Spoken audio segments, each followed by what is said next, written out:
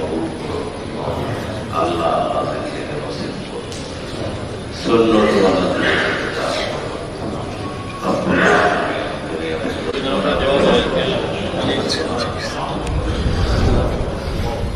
সংকীর্ণ কবরকে আল্লাহ প্রশস্ত করে দেবেন, কবরকে রোল তারা আলোকিত করে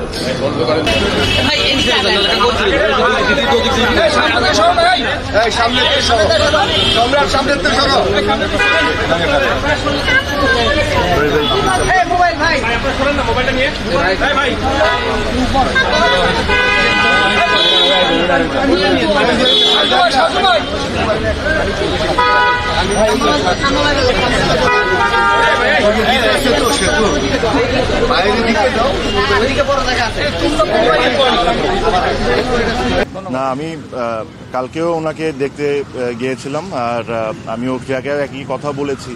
কিছু কিছু জিনিস সব কিছুর উপর এসে যায়, পলিটিক্স বলেন বা অন্য যে কোনো কিছুর উপর এসে যায়, যে আমরা বাংলাদেশের প্রতিটা মানুষ চাই যে উনি সুস্থ হয়ে যাক, তাড়াতাড়ি সুস্থ হয়ে যাক।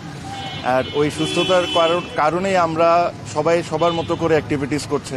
রোমন ভাই আছেন, আজকে এখানে গরিবদেরকে খাওয়া দেওয়া হচ্ছে, মসজিদে ওনার বিষয়ে দোয়া চাওয়া হচ্ছে সবার কাছে। তো আমার তরফ থেকে এটাই রিকোয়েস্ট থাকবে যে আমরা আমাদের নিজেদের জায়গার থেকে যতটুকু করতে পারি তার জন্য, আর দোয়া করতে পারি যে উনি তাড়াতাড়ি সুস্থ হয়ে যান।